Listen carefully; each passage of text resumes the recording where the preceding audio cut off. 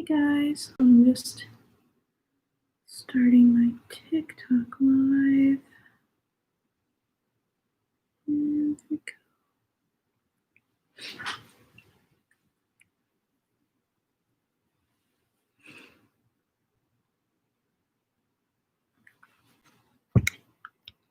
Alrighty.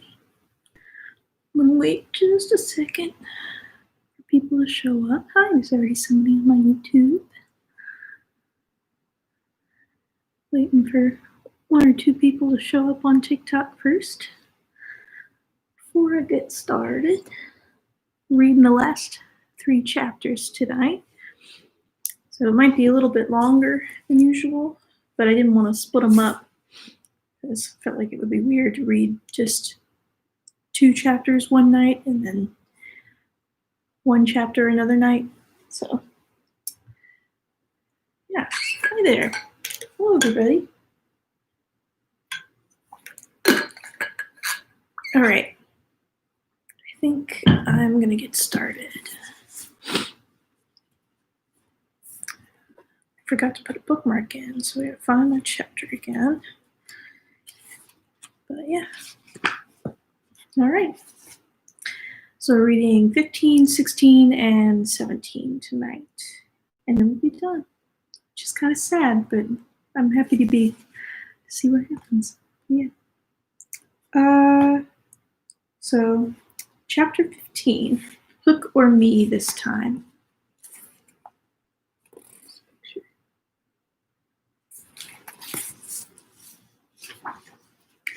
Odd things happen to all of us on our own way through life without our noticing for a time that they have happened. Thus, to take an instance, we suddenly discover that we have been deaf in one ear for we don't know how long, but say half an hour. Now such an experience had come that night to Peter. When last we saw him, he was stealing across the island with one finger to his lips and his dagger at the ready.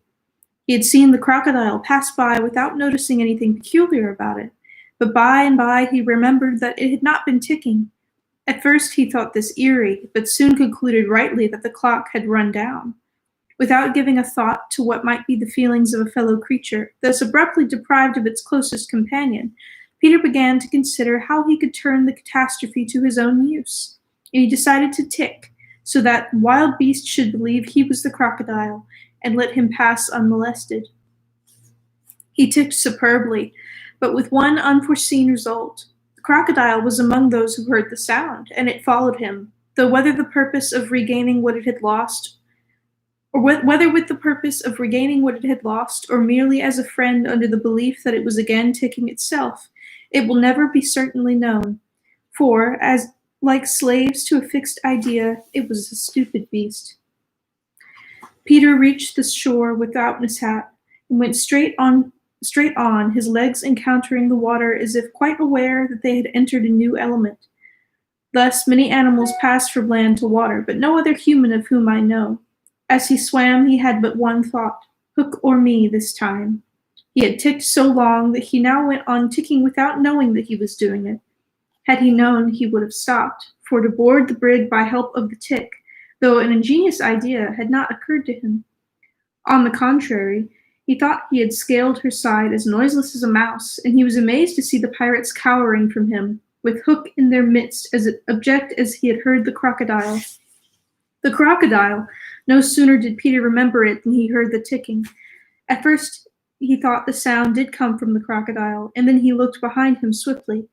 Then he realized that he was doing it himself, and in a flash he understood the situation. How clever of me, he thought at once, and signed to the boys not to burst into applause. It was at this moment that Ed Tennant, the quartermaster, emerged from the forecastle and came along the deck. Now, reader, time what happened by your watch. Peter struck true and deep. John clapped his hands on the ill-fated pirate's mouth to stifle the dying groan. He fell forward. 4 boys caught him to prevent the thud. Peter gave the signal, and the carrion was cast overboard. There was a splash, and then silence. How long had it taken? 1, Slightly had begun to count. Not too soon. Peter, every inch of him on tiptoe, vanished into the cabin. For more than one pirate was screwing up his courage to look around. They could hear each other's distressed breathing now, which showed them that the more terrible sound had passed. It's gone, Captain, Smee said, wiping off his spectacles. All's still again. Slowly, Hook let his head emerge from his ruff and listened so intently that he could have caught the echo of the tick. There was not a sound. And so he drew himself up firmly to his full height. Then here's to Johnny Plank, he cried brazenly, hating the boys more than ever because they had seen him unbend. He broke into the villainous ditty. Yo ho, the frisky plank, you walks along it so, till it goes down and you goes down to Davy Jones below. To terrorize the prisoners the more, though with a certain loss of dignity, he danced along an imaginary plank, grimacing at them as he sang, and when he finished, he cried, Do you want a touch of the old nine tails before you walk the plank? At that they fell on their knees. No, no, they cried so piteously that every pirate smiled. Fetch the cat, Jukes, said Hook. It's in the cabin. The cabin? Peter was in the cabin. The children gazed at each other. Aye, aye, said Jukes blithely, and he strode into the cabin. They followed him with their eyes. They scarce knew that Hook had resumed his song, his dogs joining in with him. Yo ho, the scratching cat. Its tails are nine, you know, and when they're writ upon your back. What was the last line will be never known, for of a sudden the song was stayed by a dreadful screech from the cabin. It wailed through the ship and died away. Then was heard a crowing sound, which was well understood by the boys, but to the pirates was almost more eerie than the screech. What was that? Cried Hook. Two, said Slightly solemnly. The Italian Keko hesitated for a moment, then swung into the cabin. He tottered out, haggard. What's the matter with Bill Jukes, you dog? Hissed Hook, towering over him. The matter with him is he's dead. Stabbed, replied Keko in a hollow voice. Bill Jukes dead, cried the startled pirates. The cabin's as black as a pit, Keko said, almost gibbering. But there is something terrible in there. The thing you heard crowing. The exultation of the boys, the lowering looks of the pirates, both were seen by Hook. Keko, he said in his most steely voice, go back and fetch me out that doodle-doo. Keko, bravest of the brave, cowered before his captain, crying, No, no, but Hook was purring to his claw. Did you say you would go, Keko? He said musingly. Keko went, first flinging his arms despairingly. Then there was no more singing. All listened now, and again came a death screech, and again a crow. No one spoke except Slightly. 3, he said. Hook rallied his dogs with a gesture. "'Sdeath and odds fish," he thundered. "Who's to bring me that doodle-doo?" "Wait till Keko comes out," growled Starkey, and the others took up the cry. I heard you volunteer, Starkey," said Hook, purring again. "No, by thunder," Starkey cried. "My Hook thinks you did," said Hook, crossing to him. "I wonder if it will not be advisable, Starkey, to humor the Hook." "I'll swing before I go in there," replied Starkey doggedly, and again he had the support of the crew. "Is this mutiny?" asked Hook more pleasantly than ever. "Starkey's ringleader?" "Captain Mercy," Starkey whimpered, all of a tremble now. "Shake hands, Starkey," said Hook, proffering his claw. Starkey looked round for help, but all deserted him. As he backed up, Hook advanced, and now the red spark was in his eye. With a despairing scream, the pirate leapt upon Long Tom and precipitated himself into the sea. "4," said Slightly. "And now," Hook said courteously, "did any other gentleman say mutiny?" Seizing a lantern and raising his claw with a menacing gesture, "I'll bring out that doodle-doo myself," he said, and sped into the cabin. 5, how Slightly longed to say it. He wetted his lips to be ready, but Hook came staggering out with his lantern. "Something blew out the light," he said a little unsteadily. "Something," echoed Mullins. "What of Keko?" demanded Noodler. "He's as dead as Jukes," said Hook shortly. His reluctance to return to the cabin impressed them all unfavorably, and the mutinous sounds again broke forth. All pirates are superstitious, and Cookson cried, "They do say the surest sign a ship's a curse is when there's one aboard more than can be accounted for." "I've heard," muttered Mullins. "He always boards the pirate craft last. Had he a tail, Captain?" "They say," said another, looking viciously at Hook, "that when he comes it's in the likeness of the wickedest man aboard." "Had he a hook, Captain?" asked Cookson instantly, and one after another took up the cry, "The ship's doomed!" At this the children could not resist raising a cheer. Hook had well nigh forgotten his prisoners, but as he swung round on them now his face lit up again. Lads, he cried to the crew, now here's a notion. Open the cabin door and drive them in. Let them fight the doodle-doo for their lives. If they kill him, we're so much the better. If he kills them, we're none the worse. For the last time his dogs admired Hook, and devotedly they did his bidding. The boys, pretending to struggle, were pushed into the cabin and the door was closed on them. Now listen, cried Hook, and all listened. But not one dared to face the door. Yes, one. Wendy, who all this time had been bound to the mast. It was for neither a scream nor a crow that she was watching it. It was for the reappearance of Peter. She had not long to wait. In the cabin he had found the thing for which he had gone in search, the key that would free the children of their manacles. And now they all stole forth, armed with such weapons as they could find.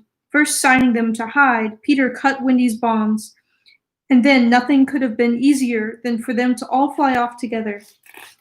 But one thing barred the way, an oath, Hook or me this time. So when he had freed Wendy, he whispered for her to conceal herself with the others, and himself took her place by the mast, her cloak around him so that he should pass for her. Then he took a great breath and crowed. To the pirates it was a voice crying that all the boys lay slain in the cabin, and they were panic-stricken.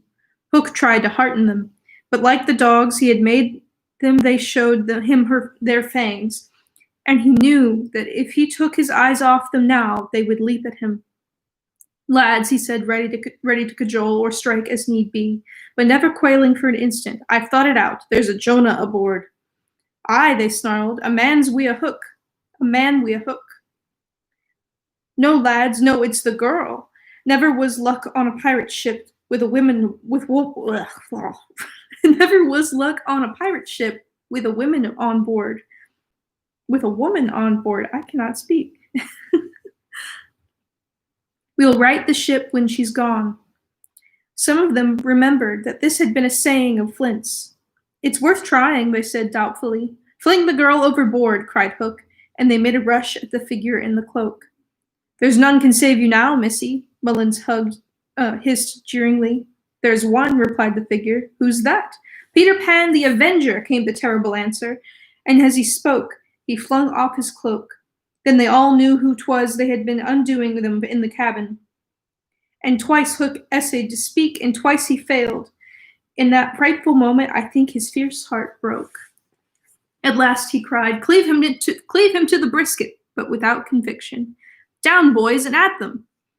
Peter's voice rang out, and in another moment the clash of arms was resounding through the ship. Had the pirates kept together, it is certain that they would have won. But the onset came when they were still unstrung, and they ran hither and thither, striking wildly, each thinking himself the last survivor of the crew. Man to man, they were the stronger, but they fought on the defensive only, which enabled the boys to hunt in pairs and choose their quarry. Some of the miscreants leapt into the sea, others hid in the dark recesses, where they were found by Slightly, who did not fight, but ran about with a lantern which he flashed in their faces. So that they were half blinded and fell as an easy prey to the reeking swords of the other boys. There was a little sound to be heard, but the clang of weapons, an occasional screech or splash, and Slightly monotonously counting 5, 6, 7, 8, 9, 10, 11. I think all were gone when a group of savage boys surrounded Hook, who seemed to have a charmed life, as he kept them at bay in that circle of fire. They had done for his dogs, but the man alone seemed to be a match for them all. Again and again they closed upon him, and again he hoed a clear space. He had lifted up one boy with his hook and was using him as a shield, when another, who had just passed his sword through Mullins, sprang into the fray. Put up your swords, boys, cried the newcomer. This man is mine. And suddenly Hook found himself face to face with Peter. The others drew back and formed a ring around them. For long the two enemies looked at one another, Hook shuddering slightly, and Peter with the strange smile upon his face. So, Pan, Hook said at last, this is all your doing.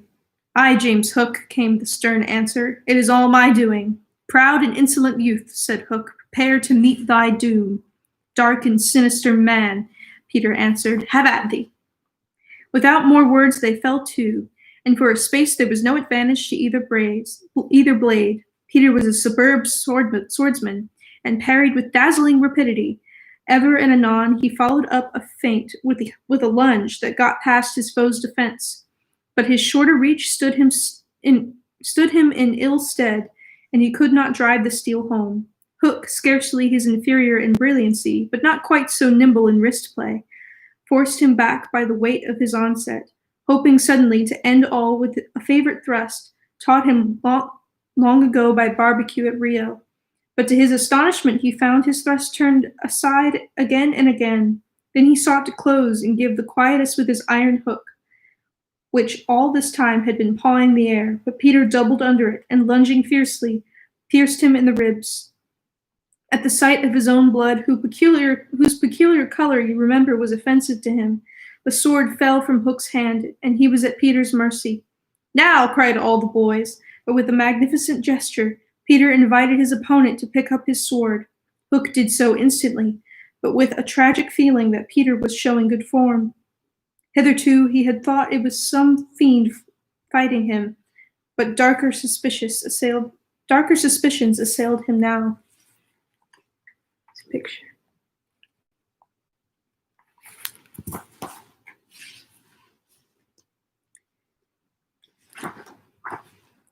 Pan, who and what art thou? He cried huskily. I am youth, I am joy, Peter answered at a venture. I am a little bird that has broken out of the egg. This, of course, was nonsense, but it was proof to the unhappy Hook that Peter did not know in the least who or what he was, which is the very pinnacle of good form. Taught again, he cried despairingly. He fought now like a human flail, and every sweep of that terrible sword would have severed in twain any man or boy who obstructed it. But Peter fluttered around him as if the very wind it made blew him out of the danger zone, and again he darted in and pricked. Hook was fighting now without hope. That passionate breast no longer asked for life, but for one boon it craved, to see Peter show bad form before it was cold forever. Abandoning the fight, he rushed into the powder magazine and fired it.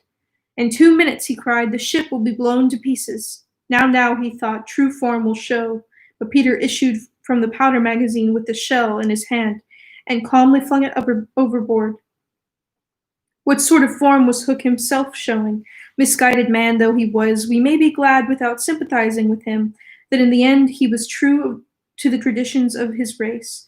The other boys were flying around him now, flouting, scornful, and he staggered about the deck, striking up them impotently. His mind was no longer with them. It was slouching in the playing fields of long ago, or being sent up to the headmaster for good, or watching the wall game from a famous wall. And his shoes were right, and his waistcoat was right, and his tie was right, and his socks were right. James Hook, thou not wholly unheroic figure, farewell, for we have come to his last moment. Seeing Peter slowly advancing upon him through the air with dagger poised, he sprang upon the bulwarks to cast himself into the sea. He did not know that the crocodile was waiting for him, for we purposely stopped the clock, that this knowledge might be spared him, a little mark of respect from us at the end. He had one last triumph, which I think we need not grudge him. As he stood on the bulwark, looking over his shoulder at Peter gliding through the air, he invited him with a gesture to use his foot. It made Peter kick instead of stab. At last, Hook had got the boon for which he had craved. Bad form, he cried jeeringly, and went content to the crocodile. Thus perished James Hook. 17, slightly sang out, but he was not quite correct in his figures. 15 paid the penalty for their crimes that night. The 2 reached the shore.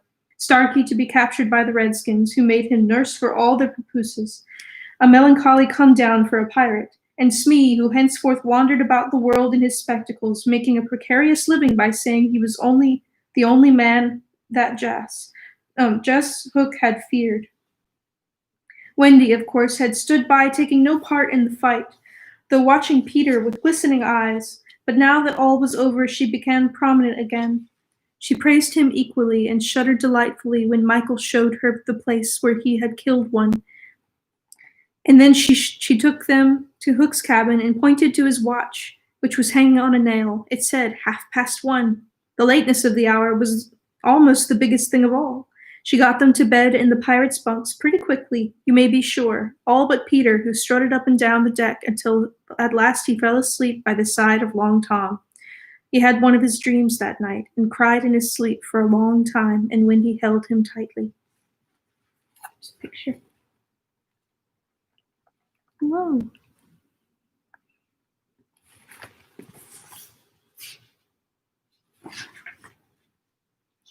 Chapter 16, The Return Home.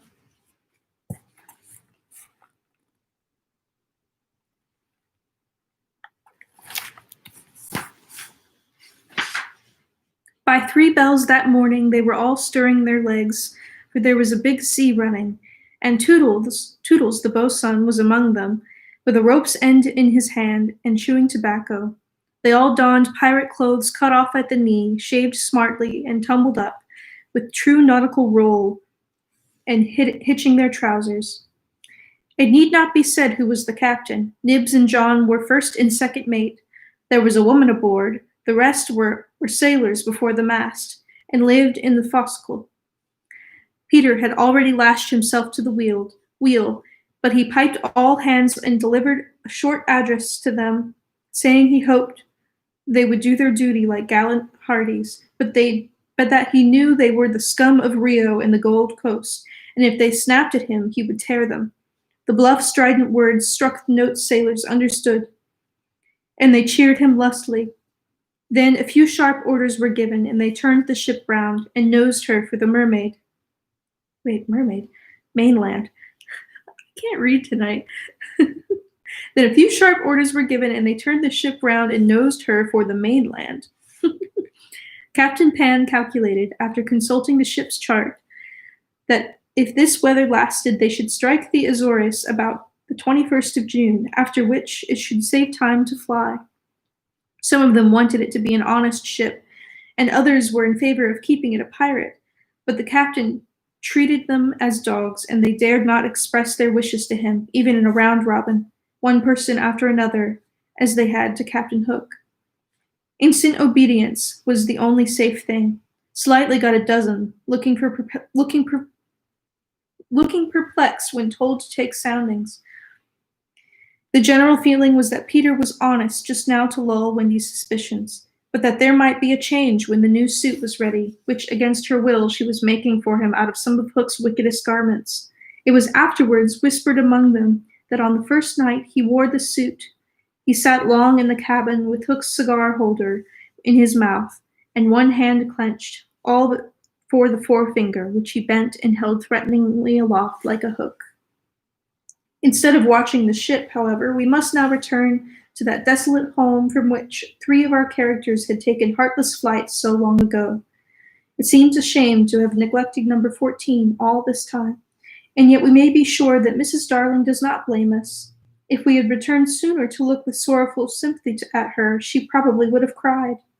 Don't be silly, what do I matter? Go back and keep an eye on the children. So long as mothers are like this, their children will take advantage of them. And they may lay to bet on that. Oh, they may bet. They may bet on that. Yep. Even now we venture into that familiar nursery only because its lawful occupants are on their way home. We are merely hurrying on in advance of them to see that their beds are properly aired, and that Mr. and Mrs. Darling do not go out for the evening. We are no more than servants. Why on earth should their beds be properly aired, seeing that they left them in such thankless hurry? Would it not serve them jolly well right if they came back and found that their parents were spending the weekend in the country? It would be the moral lesson that they have been in need of ever since we met them. But if we contrived things in this way, Mrs. Darling would never forgive us. One thing I should like to do immensely, and that is to tell her, in the way authors have, that the children are coming back, that indeed they will be here on Thursday week. This would spoil so completely the surprise to which Wendy and John and Michael are looking forward. They have been planning it out on the ship. Mother's rapture, father's shout of joy, Nana's leap through the air to embrace them first. When what they ought to be prepared for is a good hiding. How delicious to spoil it all by breaking the news in advance, so that when they enter grandly, Mrs. Darling may not even offer Wendy her mouth, and Mr. Darling may exclaim pettishly, "Dash it all, here are those boys again." However, we should get no thanks even for this. We are beginning to know Mrs. Darling by this time, and may be sure that she would upbraid us for depriving the children of their little pleasure. But, my dear madam, it is 10 days till Thursday week, so that by telling you is what's what, we can save you 10 days of unhappiness. Yes, but at what cost? By depriving the children of 10 minutes of delight. Oh, if you look at it in that way. What other way is there in which to look at it? You see, the woman had no proper spirit. I had meant to say extraordinarily nice things about her, but I despise her, and not one of them will I say now. All right, it's like these notifications on my computer, turning that down.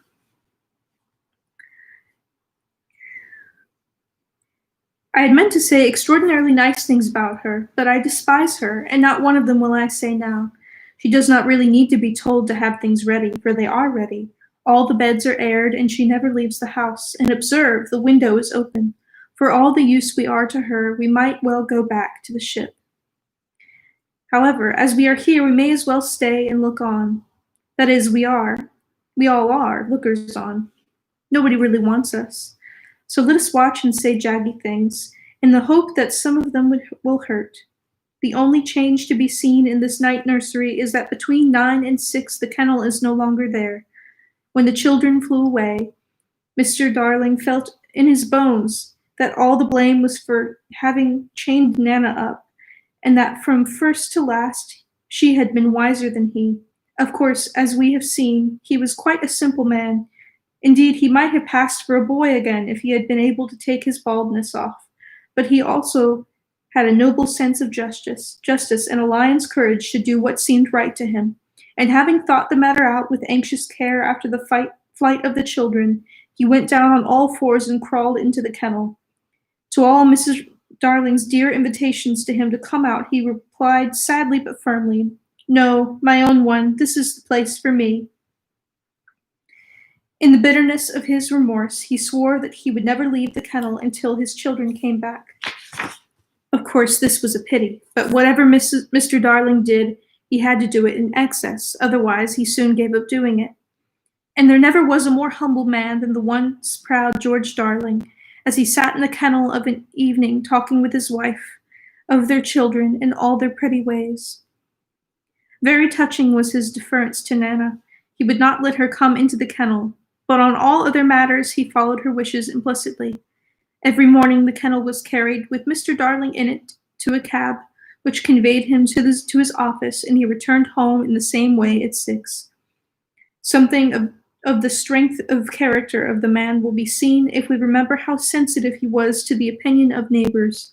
This man, whose every movement now attracted surprised attention. Inwardly he must have suffered torture, but he preserved a calm exterior, even when the young criticized his little home, and he always lifted his hat courteously to any lady who looked inside. It may have been quixotic, but it was magnificent.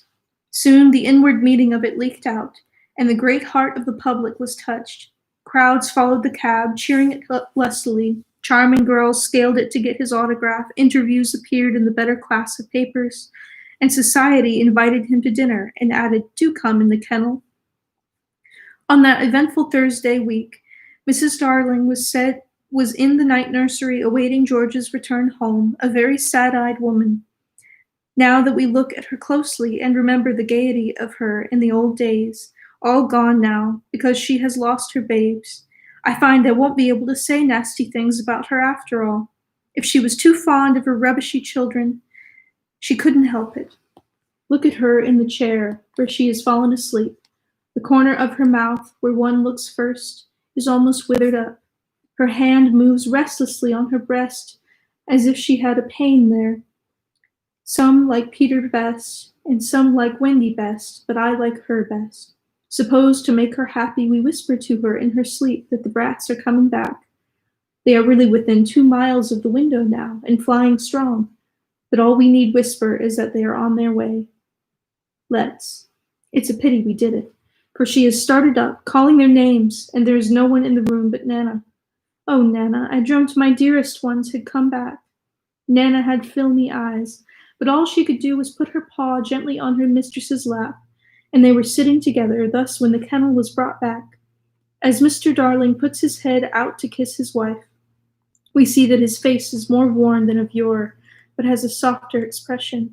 He gave his hat to Liza, who took it scornfully, for she had no imagination and was quite incapable of understanding the motives of such a man. Outside, the crowd who had accompanied the cab were still cheering, and he was naturally not unmoved. Listen to them, he said. It's very gratifying. Lots of little boys, sneered Liza. There were several adults today, he assured her with a faint flush.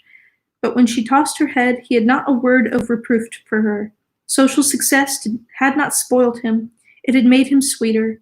For some time he sat with his head out of the kennel, talking with Mrs. Darling of this success, and pressing her hand reassuringly when she said she hoped his head would not be turned by it. But if I had been a weak man, he said, good heavens, if I had been a weak man. And George, she said timidly, you are as full of remorse as ever, aren't you? Full of remorse as ever, dearest. See my punishment, living in a kennel. But it is a punishment, isn't it, George? You are sure you are not enjoying it? My love! You may be sure she begged his pardon, and then feeling drowsy, he curled round in the kennel. Won't you play me to sleep, he asked, on the nursery piano? And as she was crossing to the day nursery, he added thoughtlessly, and shut that window, I feel a draught. Oh, George, never ask me to do that. The window must always be left open for them, always, always. Now it was his turn to beg her pardon. And I have this newspaper.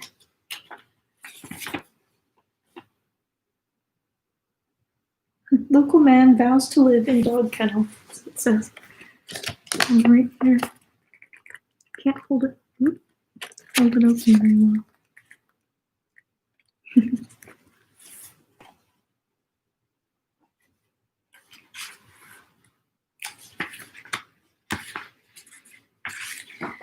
She went into the day nursery and played, and soon he was asleep.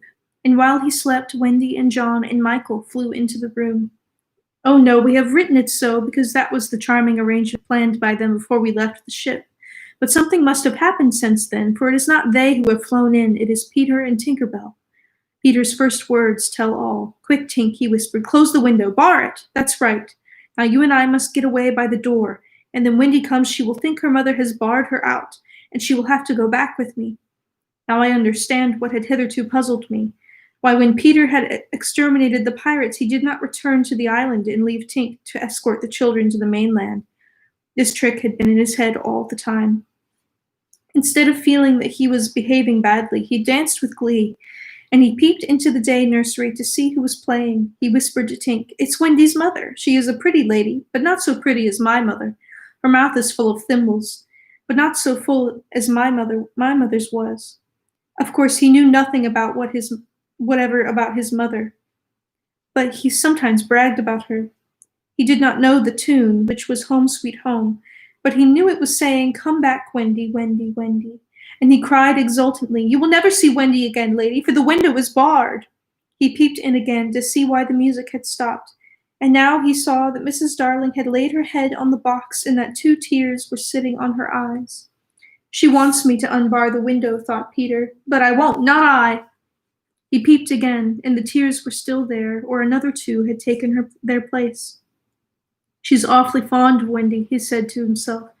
He was angry for her now, not seeing why she could not have Wendy. The reason was so simple. I'm fond of her too. We can't both have her, lady. But the lady would not make the best of it, and he was unhappy. He ceased to look at her, but even then she would not let go of him. He skipped about and made funny faces, but when he stopped, it was just as if she were inside him, knocking. Oh, all right, he said at last, and gulped. Then he unbarred the window. Come on, Tink, he cried with a frightful sneer at the laws of nature. We don't want any silly mothers. And then he flew away. Thus Wendy and John and Michael found the window open for them after all, which of course was more than they deserved. They alighted on the floor, quite unashamed of themselves, and the youngest one, who had already forgotten his home. John, he said, looking round him doubtfully, I think I have been here before. Of course you have, you silly. There's your old bed. So it is, Michael said, but not with much conviction. I say, cried John, the kennel! And he dashed across to look into it. Perhaps Nana is inside of it, Wendy said. But John whistled. Hello, he said. There's a man inside of it. It's father, exclaimed Wendy. Let me see father, Michael begged eagerly. And he took a good look. He's not so big as the pirate I killed, he said with such frank disappointment that I am glad Mr. Darling was asleep, for it would have been sad if those had been the first words he heard his little Michael say. Wendy and John had been taken aback somewhat at finding their father in the kennel. Surely, said John, like the one who had lost faith in his memory, he used to not sleep in the kennel. John, said Wendy falteringly, perhaps we don't remember the old life as well as we thought we did. A chill fell upon them and served them right. It is very, very careless of mother, said that young scoundrel, John, to not be here when we come back. It was then began playing again. It's mother, cried Wendy, peeping. So it is, said John. Then are you not really our mother, Wendy? Asked Michael, who was surely sleepy. Oh dear, exclaimed Wendy, with her first real twinge of remorse for having gone. It was quite time we came back. Let us creep in, John suggested, and put our hands over her eyes. But Wendy, who saw that they must break the joyous news more gently, had a better plan. Let us all slip into our beds, and be there when she comes in, just as if we had never been away. And so when Mrs. Darling went back to the night nursery to see if her husband was asleep, all the beds were occupied. The children waited for her cry of joy, but it did not come. She saw them, but she did not believe they were there. You see, she saw them in their beds so often in her dreams that she thought this was just a dream hanging around her still. She sat down in the chair by the fire where in the old days she had nursed them. They could not understand this, and a cold fear fell upon all three of them. Mother, Wendy cried. That's Wendy, she said, but still she was sure it was a dream. Mother, that's John, she said. Mother, cried Michael. He knew her now. That's Michael, she said, and stretched out her arms to the three little selfish children they would never envelop again. Yes, they did, and they went round Wendy and John and Michael, who had slipped out of bed and run to her. George, George, she cried, when she could speak, and Mr. Darling woke to share her bliss, and Nana came rushing in. There could not have been a lovelier sight, but there was none to see it except a little boy who was staring at the window. He had ecstasies innumerable that other children can never know, but he was looking through the window at the one joy from which he must be forever barred. Chapter 17. When Wendy Grew Up.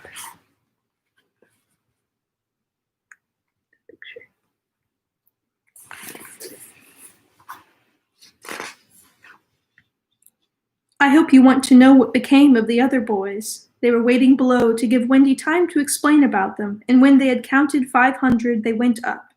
They went up by the stair because they thought this would make a better impression. They stood in a row in front of Mrs. Darling with their hats off, and wishing they were not wearing their pirate clothes. They said nothing, but their eyes asked her to have them. They ought to have looked at Mr. Darling also, but they forgot about him. Of course, Mrs. Darling said at once that she would have them, but Mr. Darling was curiously depressed, and they saw that he considered 6 a rather large number.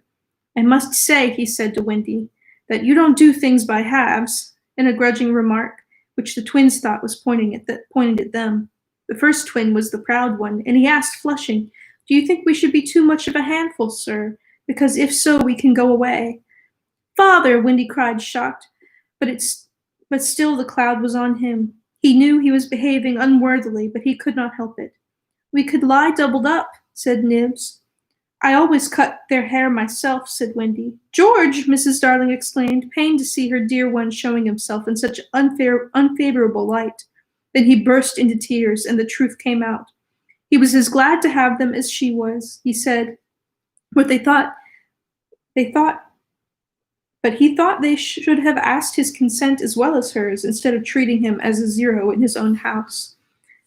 I don't think he's a cipher, Toodles cried instantly. Do you think he is a cipher, Curly? No, I don't. Do you think he's a cipher, Slightly? Rather not. Twin, what do you think?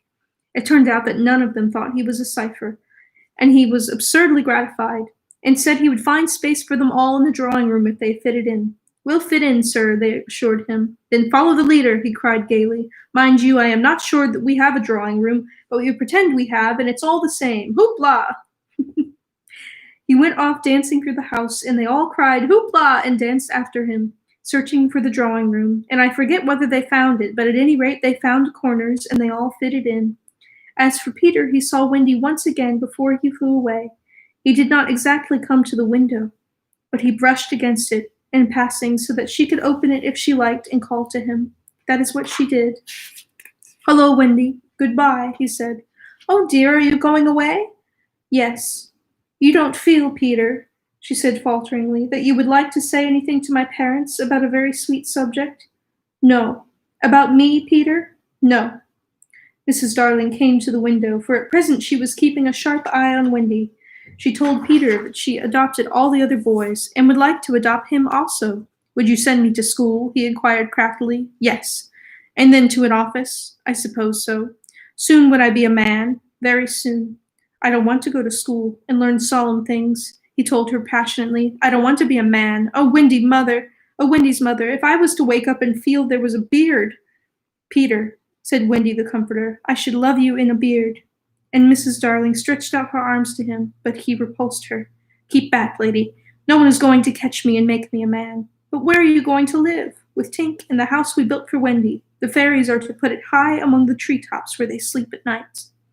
How lovely, cried Wendy so longingly that Mrs. Darling tightened her grip. I thought all the fairies were dead, Mrs. Darling said. There was always a lot of young ones, explained Wendy, who was now quite an authority. Because you see, when a new baby laughs for the first time, a new fairy is born. And as there are always new babies, there are always new fairies. They live in nests on top of the trees. And the mauve ones are boys, and the little white ones are girls. And the blue ones are just little sillies who are not sure what they are. I have such fun, said Peter, with eye on Wendy. It will be rather lonely in the evening, she said, sitting by the fire. I shall have Tink. Tink can't go a 20th part of the way round, she reminded him a little tartly. Sneaky telltale, Tink called out from somewhere round the corner. It doesn't matter, Peter said. Oh, Peter, you know what matters. Well, then come with me to the little house. May I, Mummy? Certainly not. I have got you home again. I mean to keep you. But he does so need a mother. So do you, my love. Oh, all right, Peter said, if he had asked her from politeness nearby. Politeness merely.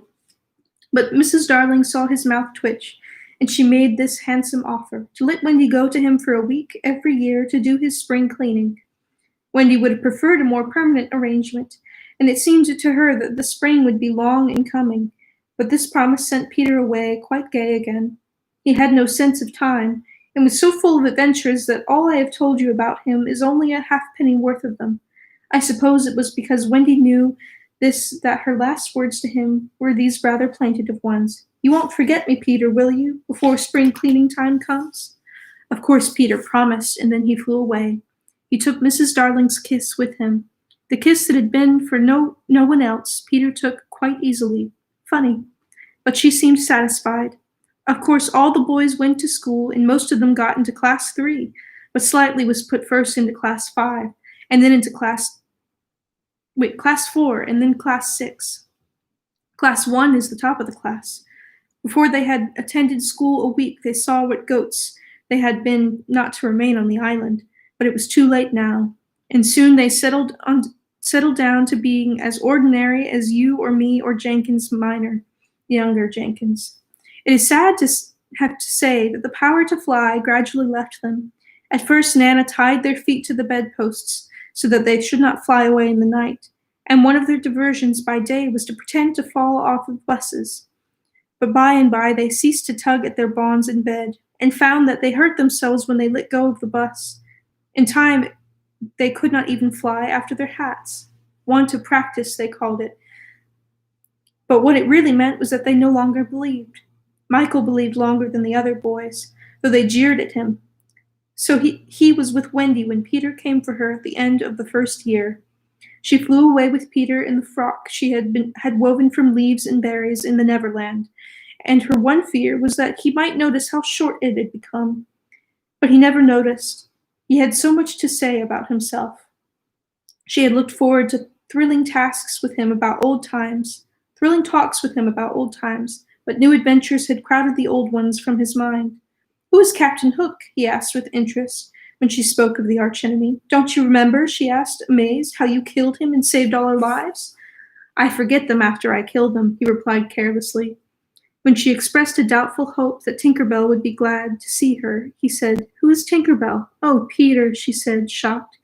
But even when she explained, he could not remember. There are such a lot of them, he said. I expect she is no more. I expect he was right, for fairies don't live long, but there is so little that a short time seems a good while to them. Peter was pained, too, to find that the past year was but as yesterday to Peter. It had seemed such a long year of waiting to her, but he was exactly as fascinating as ever. And they had a lovely spring cleaning in the little house on the treetops. Next year he did not come for her. She waited in a new frock because the old one simply would not meet, but he never came. Perhaps he is ill, Michael said. You know he is never ill. Michael came close to her and whispered with a shiver, Perhaps there is no such person, Wendy. And then Wendy would have cried if Michael had not been crying. Peter came next spring cleaning, but the strange thing was that he never knew he had missed a year. That was the last time the girl Wendy ever saw him. For a little longer, she tried for his sake not to have growing pains, and she felt she was untrue to him when she got a prize for general knowledge. But the years came, and went without bringing the careless boy, and when they met again, Wendy was a married woman, and Peter was no more to her than a little dust in the box in which she had kept her toys. Wendy was grown up. You need not be sorry for her. She was one of the kind that likes to grow up. In the end, she grew up of her own free will a day quicker than other girls. All the boys were grown up and done for by this time, so it is scarcely worthwhile saying anything more about them. You may see the twins and Nibs and Curly any day going to an office, each carrying a little bag and an umbrella. Michael is an engine driver. Slightly married a lady of title, and so he became a lord. You see that judge in a wig coming out of the iron door? That used to be Toodles. The bearded man who doesn't know any story to tell his children was once John. Wendy was married in white with a pink sash. It is strange to think that Peter did not alight in the church and forbid the formal announcement of the marriage. Years rolled on again, and Wendy had a daughter. This ought not to be written in ink, but in a golden splash. She was called Jane, and always had an odd, inquiring look, as if from the moment she arrived on the mainland she wanted to ask questions. When she was old enough to ask them, they were mostly about Peter Pan. She loved to hear of Peter, and Wendy told her all she could remember in the very nursery from which the famous flight had taken place. It was Jane's nursery now, for her father had bought it at 3% from Wendy's father, who was no longer fond of stairs. Mrs. Darling was now dead and forgotten. There were only 2 beds in the nursery now, Jane's and her nurse's, and there was no kennel, for Nana had also passed away. She died of old age, and at the end she had been rather difficult to get on with, being very firmly convinced that no one knew how to look after children except herself. Once a week, Jane's nurse had her evening off, and then it was Wendy's part to put Jane to bed. That was the time for stories. It was Jane's invention to raise the sheet over her mother's head and her own, thus making a tent, and in the awful darkness to whisper, What do we see now? I don't think I see anything tonight, said Wendy, with the feeling that if Nana were here, she would object to further conversation. Yes, you do, says Jane. You see when you were a little girl. That is a long time ago, sweetheart, Wendy said. Ah me, how time flies. Does it fly? Asked the artful child, the way you flew when you were a little girl? The way I flew. Do you know, Jane, that I sometimes wonder whether I ever did fly? Yes, you did. The dear old days when I could fly. Why can't you fly now, Mother? Because I am grown up, dearest. When people grow up, they forget the way. Why do they forget the way? Because they are no longer gay and innocent and heartless. It is only the gay and innocent and heartless who can fly. What is gay and innocent and heartless? I do wish I were gay and innocent and heartless. Or perhaps Wendy admits she does see something. I do believe, she said, that it is this nursery. I do believe it is, says Jane. Go on. They are now embarked on the great adventure of the night when Peter flew in looking for his shadow. The foolish fellow, says Wendy, tried to stick it on with soap, and when he could not, he cried, and that woke me, and I sewed it on for him. You have missed a bit, interrupts Jane, who now knows the whole story better than her mother. When you saw him sitting on the floor crying, what did you say? I sat up in bed and said, Boy, why are you crying? Yes, that was it, says Jane with a big breath. And then he flew us all the way to the Neverland, and the fairies and the pirates and the redskins and the mermaids' lagoon, and the home under the ground and the little house. Yes, which did you like best of all? I think I liked the home under the ground best of all. Yes, so do I. What was the last thing Peter ever said to you? The last thing he ever said to me was, just always be waiting for me, and then some night you will hear me crowing. Yes. But alas, he forgot all about me. Wendy said it with a smile. She was as grown up as that. What did his crow sound like? Jane asked one evening. It was like this, Wendy said, trying to imitate Peter's crow. No, it wasn't, Jane said gravely. It was like this, and she did it ever so much better than her mother. Wendy was a little startled. My darling, how can you know? I often hear it when I am sleeping, Jane said. Ah, yes, many girls hear it when they are sleeping, but I was the only one who heard it awake. Lucky you, said Jane. And then one night came the tragedy. It was the spring of the year, and the story had been told for the night, and Jane was now asleep in her bed. Wendy was sitting on the floor very close to the fire, so as to see to darn, for there was no other light in the nursery. And when she sat darning, she heard a crow. Then the window blew open as if of old, and Peter dropped in on the floor. He was exactly the same as ever, and Wendy saw at once that he still had all his first teeth. He was a little boy, and she was grown up. She huddled by the fire, not daring to move, helpless and guilty, a big woman. Hello, Wendy, he said, not noticing any difference, for he was thinking chiefly of himself. And in the dim light, her white dress might have been the nightgown in which he had seen her first. Hello, Peter, she replied faintly, squeezing herself as small as possible. Something inside her was crying, Woman, woman, let go of me. Hello, where is John? He asked, suddenly missing the third bed. John is not here now, she gasped. Is Michael asleep? He asked with a careless glance at Jane. Yes, she answered, and now she felt that she was untrue to Jane as well as Peter. That is not Michael, she said quickly, lest a judgment should fall on her. Peter looked. Hello, it is a new one. Yes, boy or girl? Girl. Now surely he would understand, but not a bit of it. Peter, she said, faltering, are you expecting me to fly away with you? Of course, that is why I have come, he asked a little sternly. Have you forgotten that this is spring cleaning time? She knew it was useless to say that he had let many spring cleaning times pass. I can't come, she said apologetically. I have forgotten how to fly.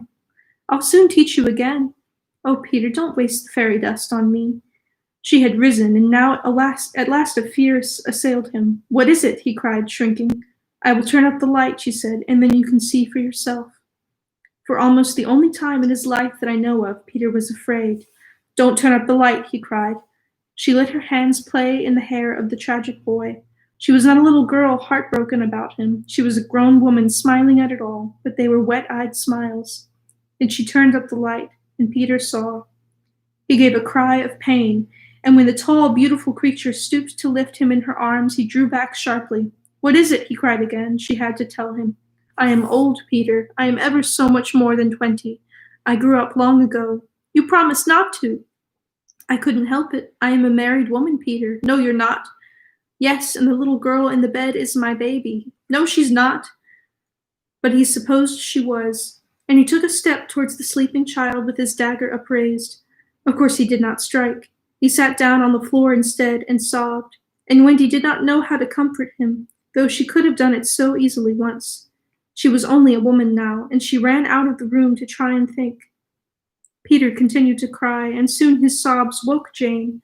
She sat up in bed and was interested at once. Boy, she said, why are you crying?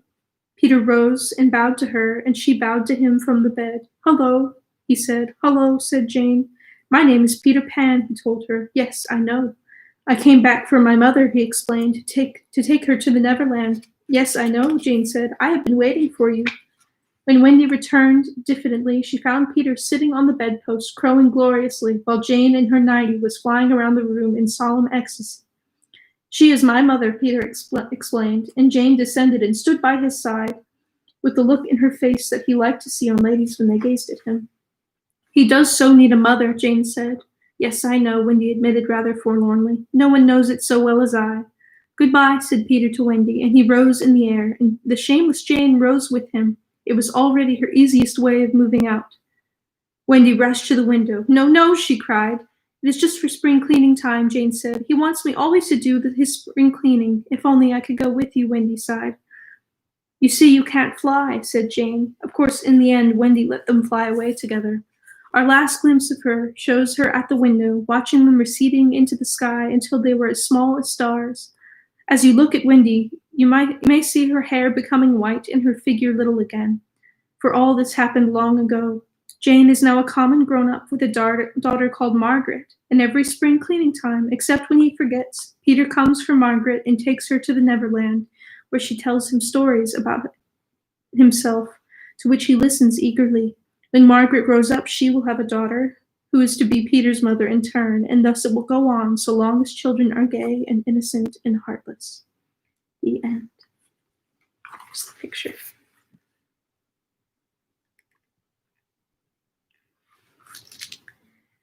And that's the end. Yay. Well, I loved that. I never read the original book before. I'd only ever seen movies. Yay, I'm so glad you liked it. There's a movie that if you have not seen, hold on, I'm gonna get it. Just a sec.